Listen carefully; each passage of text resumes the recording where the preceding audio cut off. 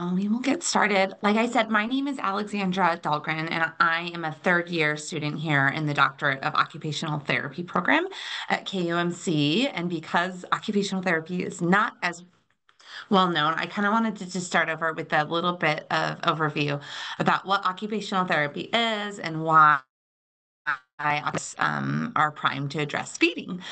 So, occupational therapists are individuals that work with people of all ages and all abilities, and we help them do things that they need to do and things that they want to do.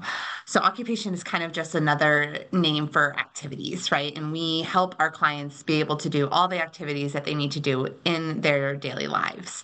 And that's kind of the beauty of occupational therapy is that we help people to do by doing. So we do it by engaging them in their activities. So this graphic here is pulled from our framework and just kind of shows all the different areas of life that we can intervene in and help in. And as you can see here, we have eating is an occupation, feeding is an occupation, health management is an occupation, but I would kind of say feeding and eating go under. And then I would also argue that feeding and eating would go under social participation because a lot of times we are eating with others, our family, with friends, and usually food is available at every single party, even meetings that we have. So I would argue it counts as social participation too. And then, like mentioned earlier, another thing that I think kind of maybe interesting in this presentation is that I have four children myself, 7 and under. Three have been in feeding therapy. So we have twins. They had failure to thrive in the NICU. We've had selective eaters. Two of my children are neurodivergent. So I have one child with ADHD and one who's autistic. So I've kind of experienced the whole range of feeding complications. And that's what we're going to talk about today, like what we can do when feeding gets difficult. And then real quick, sorry, one more slide before we dive in. I wanted to pull up this word blurb because I wanted to remind us that feeding is personal. And I think a lot of times when we talk about feeding, we forget about some of the aspects of feeding. So if you look here, things from how much time we have to cook that day, the convenience, the accessibility of the food that we have available, the taste, the cost, right? Food prices are rising, our culture, kids. I mean, all of our eating habits probably changed after having kids in our family, and even our mood is on here. And so I just wanted to bring this up because especially if we are inviting children into a foster home, they may have a different background or culture. They may have had experienced access issues when it came to food, which can impact their relationship with their food. They may be experiencing not only new food, but a new environment, so different moods that day, and that can all impact how we eat. And just a nice reminder that feeding is an incredibly personal topic. Okay. So first, we'll start off by defining picky eating. Picky eating is probably a term we've all heard. We might have used it to describe children or ourselves. But what's hard is that picky eating can be used in quite a variety of ways among parents and even among professionals. So while the definition can vary widely, it usually refers to only eating like a limited diet, rejecting certain types of groups or whole food groups that we would consider part of a balanced diet, being unwilling to try new foods, things like that. What makes picky eating a little bit harder to understand is when we're trying to figure out, is this picky eating part of a normal development, part of childhood, or is it something that we should be concerned about? So what we do know about picky eating is that picky eating seems to peak for our children in toddlerhood for a wide variety of reasons.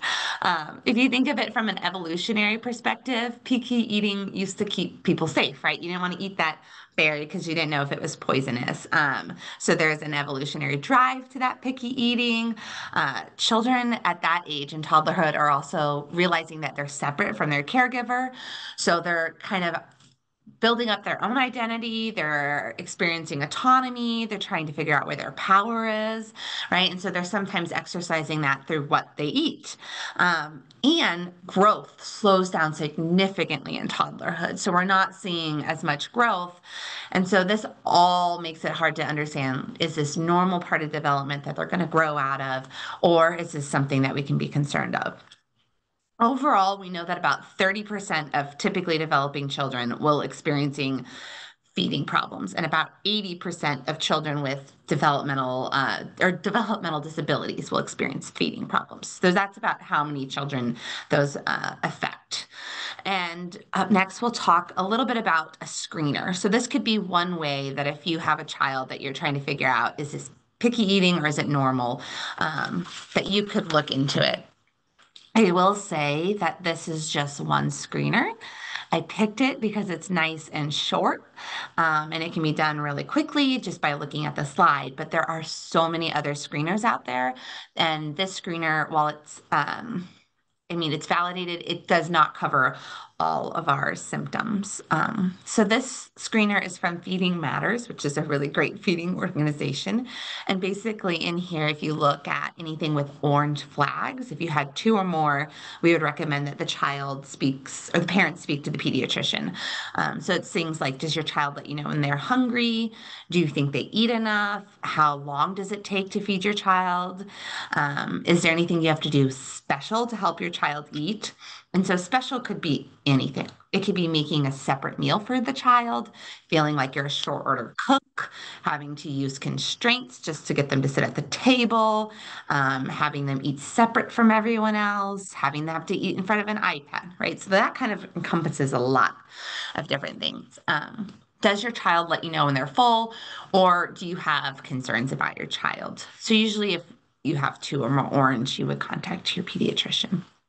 So this could just be something to put in your back pocket as another tool to help you identify if you think this is something to look out of or something that maybe we should have some more concerns about.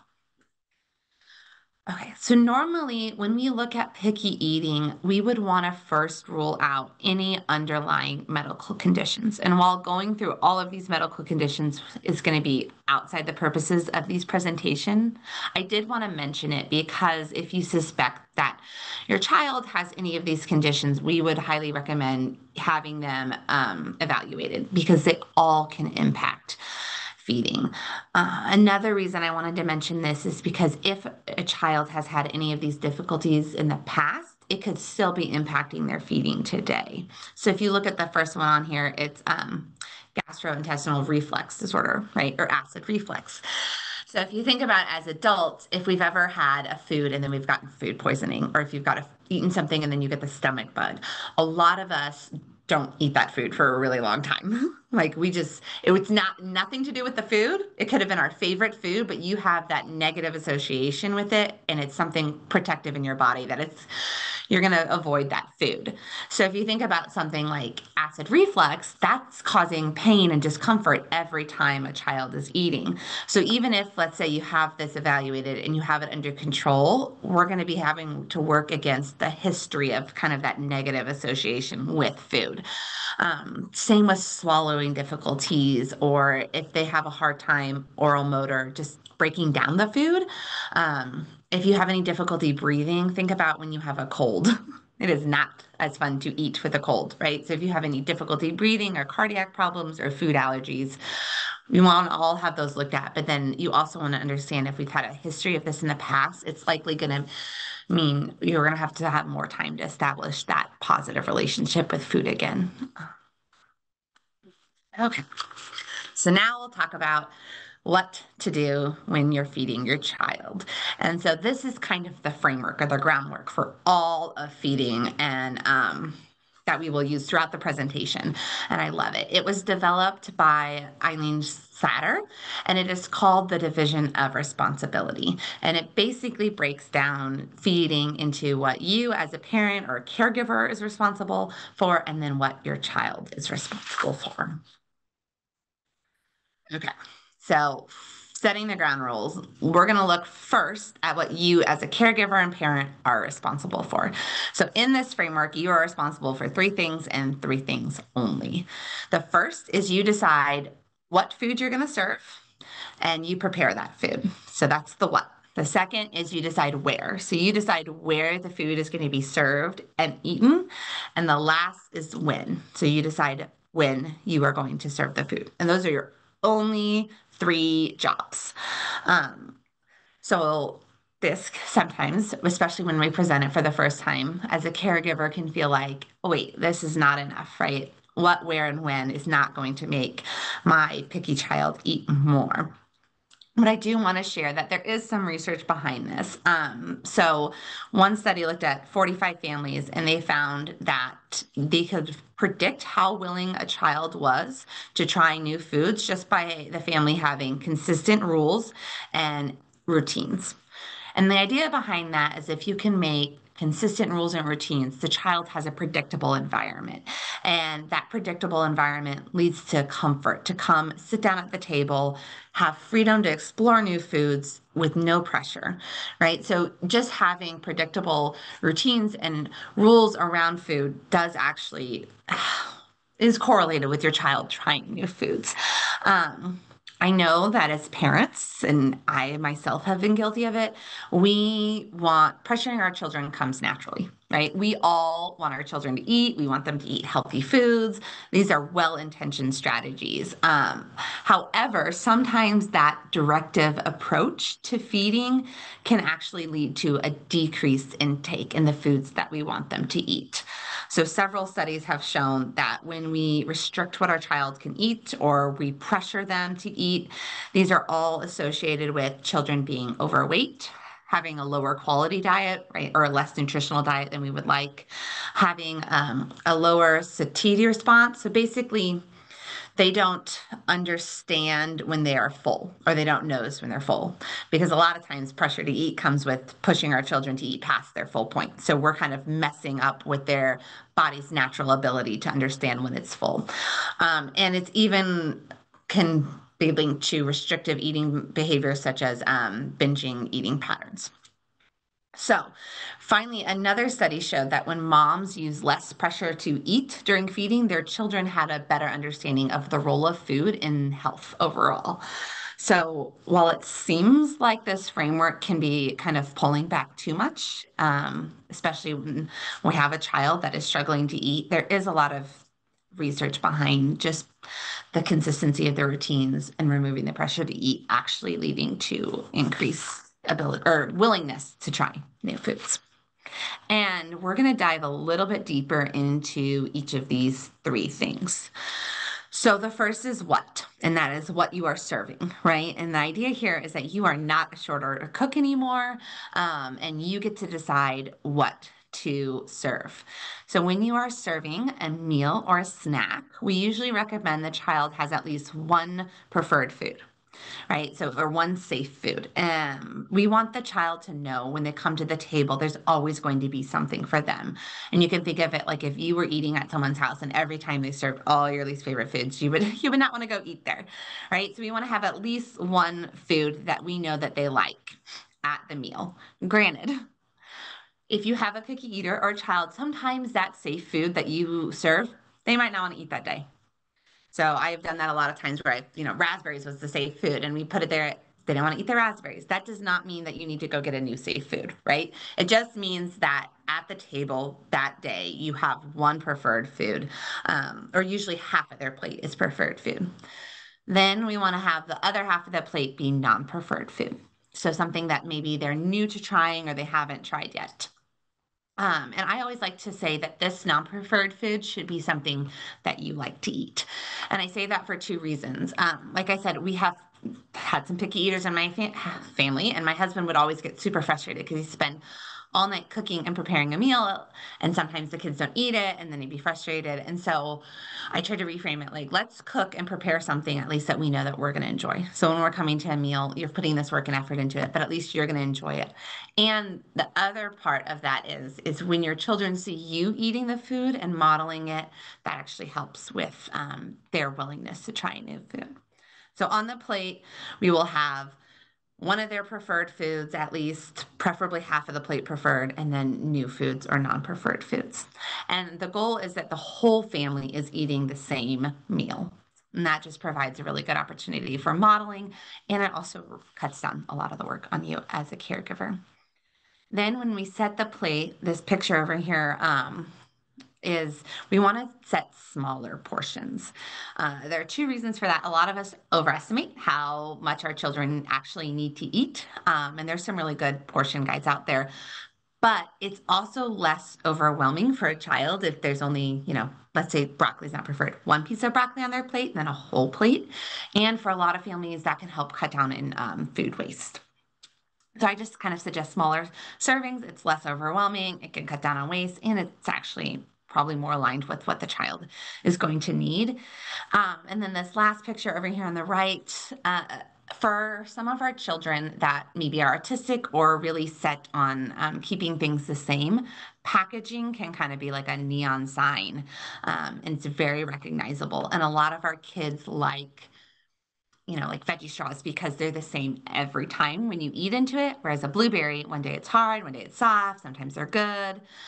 So sometimes removing that packaging can help take away that visual cue of the food, kind of level the playing field that's on their plate with all the other foods and help reduce that association a little bit. And then it also gives you, we'll talk about later, some freedom to maybe change the brands and just start to introduce things not being the same every time you eat them.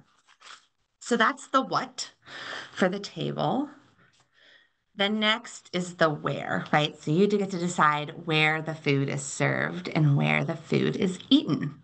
So the first part is the environment. We want to limit distractions, specifically screens. So background TV, even I would eliminate, and toys. And the reason is that there are studies that have found that there's a relationship between screen time and the consumption of junk food, between screen time at meals and having emotional and behavioral problems at meal times. So if we can eliminate that distraction, we can allow our children to focus on the food that they're serving, and more importantly, maybe focus on the company and be present. And we'll get to the company in a little bit and why that's so important. Actually, the company is next. So company, we want to eat together as a family whenever you can. And that even includes, if you can, meals and snacks. Now, some of you may have multiple children. Like I said, we have 4. So it's not always possible for all 6 of us to be sitting at the table, but they've even shown that just one other person can be considered eating together. Say someone has soccer that night, and so you're eating with the rest of them. Family meal times have been studied a lot, and there are so many benefits. So I'll just list some of the few. Children tend to eat better when they're eating as a family, so they pick better choices. They feel better about themselves, so it's been linked to lower rates of depression and anxiety in children. They've been shown to do better in school. They're less likely to be overweight. They're less likely to abuse drugs or smoke. Also, when children see their parents modeling healthy eating habits, they're less likely to be reported as picky eaters. They're more likely to try disliked vegetables and have an overall higher vegetable and fruit intake and a risk of eating disorders such as anorexia. Finally, children that have more frequent family meals have reported feeling more loved and connected to their parents than those who rarely ate or never ate with their families. So as you can see, mealtime is, yes, it's linked to higher fruits and vegetables, better weight, better eating habits, but it's also about so much more. And it's about a lot of it, your child's relationship with themselves and their family. So that's one reason that we want to eat together. And then we'll go on to positioning. So this is kind of the OT area that is pretty specific to us. But when we eat, we want to have good support. So we call it the 90-90-90 rule. So as you can see here, angle from your back to your bottom, and then there's a 90-degree angle from your legs, your knees down, and then your feet should be fully supported at another 90-degree angle. And the reason is because this postural support, well, our body's number one job is to breathe, right? All energy goes to breathing. Our second number one job is posture, right? So our body needs to maintain an upright posture. So if we are a child that doesn't have their feet on the ground or maybe is struggling to sit upright in a chair, all of our energy and focus is going to go to our posture rather than our eating. And there are studies that have showed if you have incorrect posture, it like trunk tilting, it can lead to increased risk of coughing. It reduces your ability to swallow food and an increased risk of aspirating or food going down the wrong pipe. And it's even linked to a decrease in tongue pressure, which is also associated with coughing and aspirating. And then finally, we like to say that having proximal stability, which is your posture being stable, leads to distal mobility. So the ability to maneuver your fork and spoon, things like that. Most of us have probably sat at a bar stool one time that didn't have a footrest, and it's not as comfortable. And I suggest if you haven't, maybe go try it and see how more fidgety you are or less stable you are. So that's why, especially for our kiddos, we just want to make sure they have that foot support, they have that good bend in their knees, and their good upright posture. And the last thing is conversation. For many of us, especially when you have kids that are picky eaters or maybe, things are going else on with them, meal times can become unpleasant because they're not eating or they're not happy about what's being served. And so with conversation, we want to reverse that because we want our kids to have a good association with food. And the way we do that is we don't talk about food. We focus our conversations on our day or, who's your favorite superhero or what was the best thing you did today? And we want to make mealtime more enjoyable and take that pressure away around eating so that kids know that when they come to the table, even if they're not going to eat, they're going to have, a funny conversation or they're going to be with their family. There's even research out there about the effect of conversation at dinner time. And so one study found that encouraging children to eat food or encouraging them to eat certain foods actually led to reduced consumption of vegetables.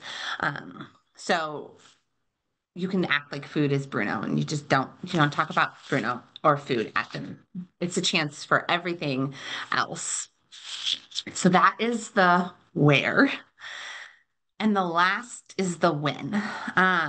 So you are in charge of when you serve food.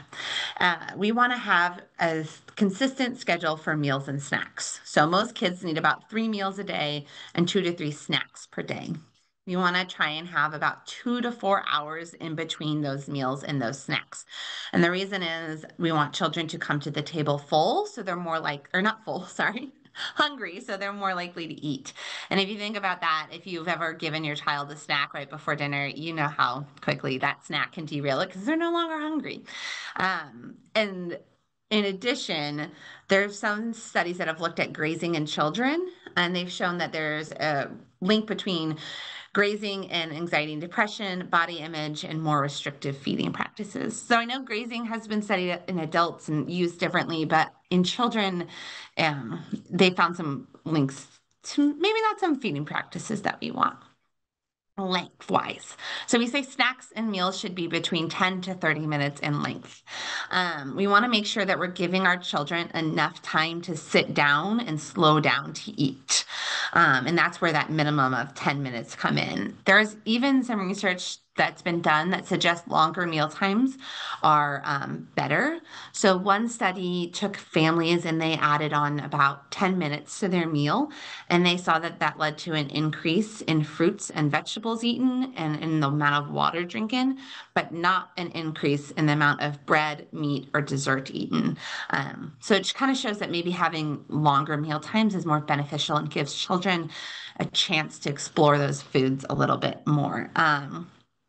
Another study looked at longer meal times and found that it wasn't linked to increases in negative mealtime behaviors, or it was not linked to more picky eating. So there's even research to suggest that making them sit for longer might not be linked to having some more behaviors present at mealtime. And then our last bullet point there is to remember that snacks are little meals. And so what I mean with that is that with snacks, we want to follow the same rules that we're following for meals. So we're going to try and have snacks when we're seated and supported. We're going to try and have snacks without distractions. We're going to try and have snacks with a family member if we can. And we're also going to try and make snacks have a preferred food and a non-preferred food. Because snacks are just another great opportunity throughout the day to introduce a food that maybe you're working on. If you have children, sometimes with ours, we put a visual schedule up on the pantry. And so it told the times and when we could have a snack. And it was a great way for them to know, but also sometimes as a parent, it takes some of it off of you. You can just point to the schedule and you can be like, oh, it's not snack time right now, but we'll have a snack at 2. So sometimes those visual schedules, especially if you're introducing something that's new, can be really helpful. Okay. So we've talked about what you're in charge of. Now we're going to talk about what your child is in charge of. And your child's role is pretty simple. They are in charge of eating, right? So they get to decide how much they eat. They get to decide which of the foods you present that they're going to eat. And they even get to decide if they eat at all, right? So some meals they might not eat at all. And this is tough for us as parents because we we don't want our children to get up hungry. We don't want our children to just eat, I don't know, pretzels for dinner. Um, but there is research, again, that taking that pressure off of eating can actually be associated with a lower risk of picky eating. Now, in regards to picking how much they want to eat, I did want to mention here that there are some practical limits to that. And what I mean by that is taco meat is a favorite of my children. So when we serve tacos and everyone puts taco meat on their plate, a lot of times the taco meat is gone and maybe the child wants more of it, but that does not mean that you're going to be a short order cook and you're going to make more of it. When it ends. So there's practical limits to it. So sometimes you just don't have another serving of it, and that's okay. Your child will have the ability to eat other things on the plate. But what we don't want to do is we don't want to say, like, you can't have another serving of taco meat until you've tried that tomato, or you can't have another serving of taco meat because you've had too much already. So we want to try and think of it as like a practical limit. When it's gone, rather than a restricting how much they're eating or making them eat something else before they have another serving. I even suggest doing this when you have dessert with dinner. And I did say with dinner because in general, we recommend serving the dessert alongside the dinner food for a wide variety of reasons. First is it doesn't elevate dessert to special status. If you can have a lot of times we think of dessert as something very special and our food is just our food. But if we serve it alongside, they're all on the same level playing field. And it's not something special that they have to earn. It's not something special they have to do something special for it. And then also it helps so that children don't overeat, because if they're eating it all at once, they're not, eating their dinner and then going to eat dessert and when they're already full. It also allows them to explore their own boundaries naturally. And they've shown that it can lead to less restrictive and disordered eating around junk food later on in life. And it can also lend them to natural consequences. So I'm trying to think. We had Easter this weekend, and my children got bags of, they split up their eggs and put them in a bag. And my son saw his bag and he goes, I'm going to eat all of that and I'm going to get a tummy ache. And so he didn't end up eating all of it. But because we've let him kind of explore sometimes at boundaries, he knows sometimes just naturally, if I ate all that bag, I'd probably have a tummy ache. But he knows it in a way that's not inhibitory or has a negative relationship with that food. So I know that one is a tougher one to swallow. It took my husband a lot of convincing to let me serve dessert with the dinner, but there is some research that it can lead to having, if you restrict food, then it can actually increase the child's interest in that restricted food and lead to some not so great eating habits. Okay, so the next one, we've gone over that we are going to allow our children to eat and how much to eat. But however, a lot of times as caregivers, and I've done this I've done all of these. It's really hard to sit back and not pressure it. And we might think like, okay, I'm just going to find other ways to encourage eating. And it may seem that, a visual or verbal prompt is not encouraging and it's harmless, but they've actually done studies on just even verbal or physical prompts. And they found that for picky eaters, it can increase their picky eating when they're visual or physical prompts during mealtime. So something even as simple as a mom pushing a plate towards a child can lead to an increase in picky eating for some kids.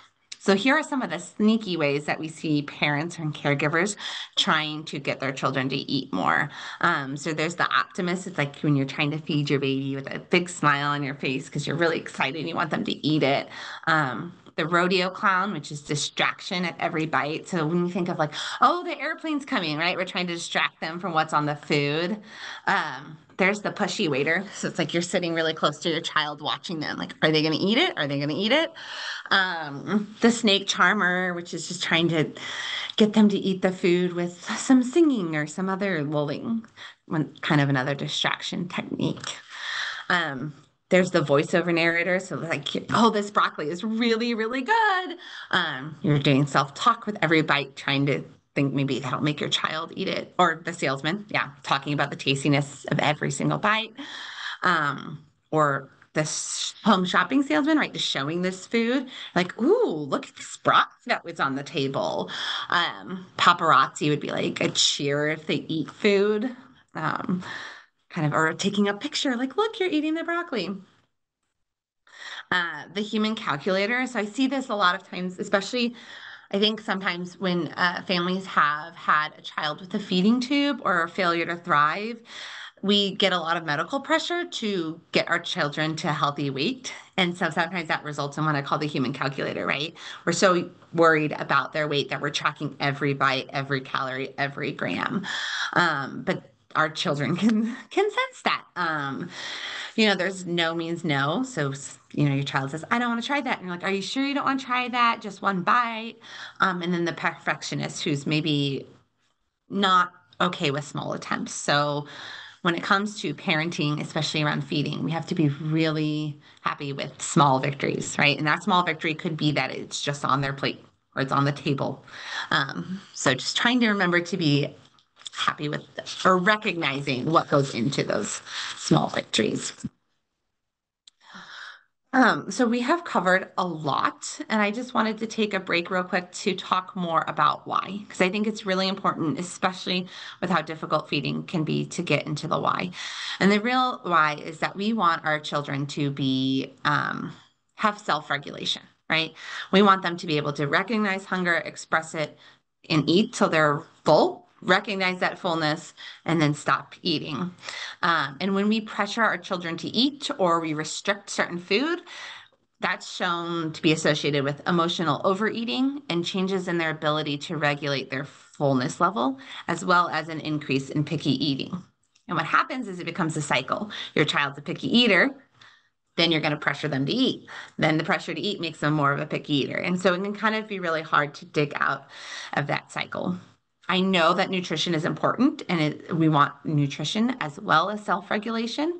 And there are studies that looked at what you could use to predict healthier nutrition and body weight in children. And they found that there were 6 different aspects of meal times that predicted healthier nutrition and body weight. And that was having parents modeling eating food, having TV off during meal times, having a longer mealtime duration, having the children be involved in the preparation of the food, and having a positive mealtime atmosphere. So if you think about that, all 6 are ones that we've covered, and none of them involve pressuring the child to eat. So there is research behind that it does impact nutrition as well. So a lot of times for some of our children, those will work. And you'll just have to do that. For some of our children, they're still not going to try a new food. I remember my husband, we served one food one night and he was like, they didn't try it. I had to remind him that sometimes it takes 10 to 15 exposures of a food before they'll even try it. So this is a long process, but for some of our children, maybe even after those 10, they're still not really trying it. I have a picture of a grasshopper on here, and I have to give credit to Marcia Dunn of the Get Permission Institute because she came up with this idea when talking about picky eating. And the question is posed to adults, and it's, what would it take for you to eat a grasshopper?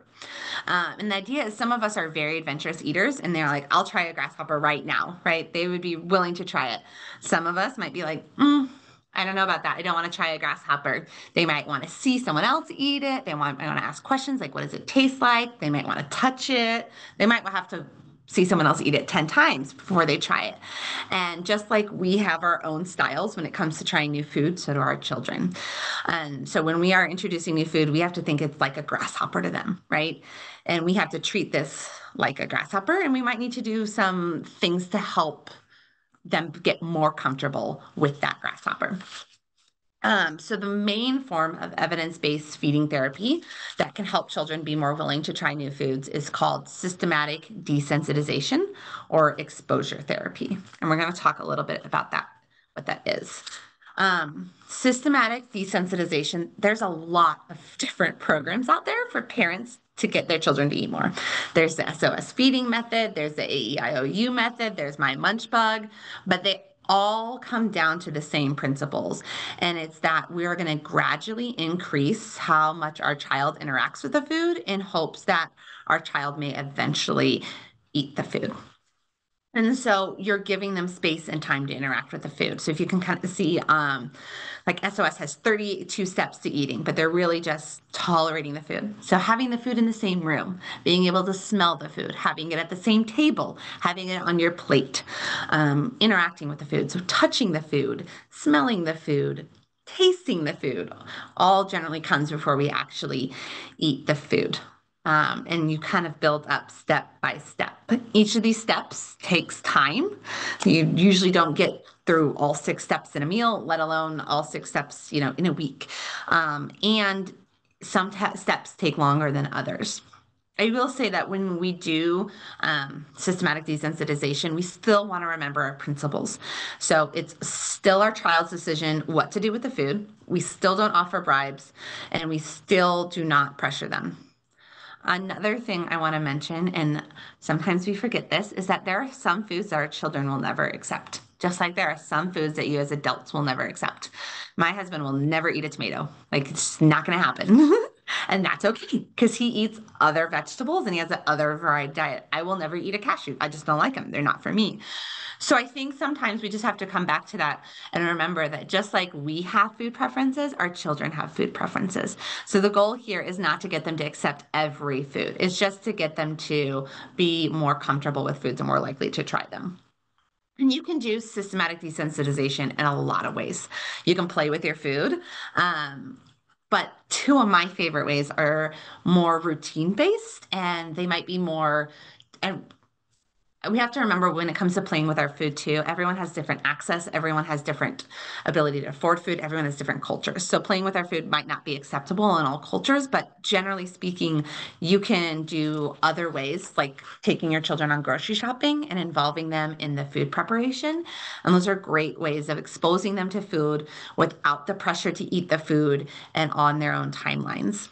And there's actually studies that looked at this, and they found that being involved in grocery shopping and involved in food prep was associated with less picky eating. And there are a lot of amazing tools out there for children to help them be involved in safe food prep, whether it's stirring or child-sized knives or kind of anything that you're doing in the kitchen. Another thing that we can do when we are working on new foods is called food chaining.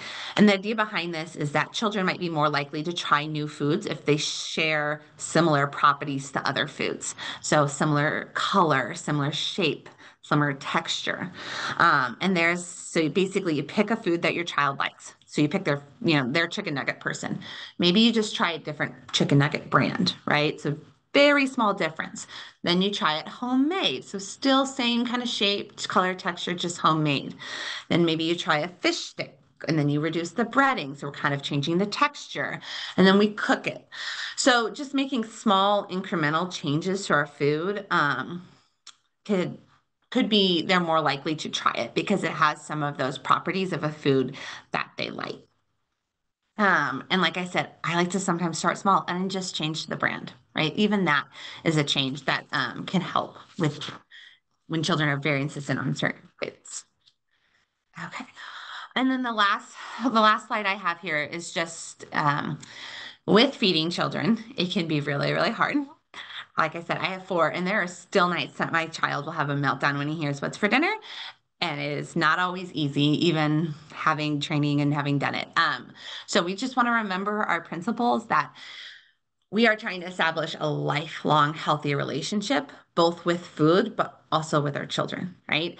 And it's going to be one step at a time. So when our children are learning to walk, we all learn to walk at different ages. We all fall while we're learning to walk, and we all get really excited when we see like one little step. So I want to try and take us back there to, giving our children their own timeline, being happy with one success, knowing there are going to be setbacks, and remembering that it's all about this lifelong relationship because food follows you every single day for the rest of your life. And these are the references. And then I think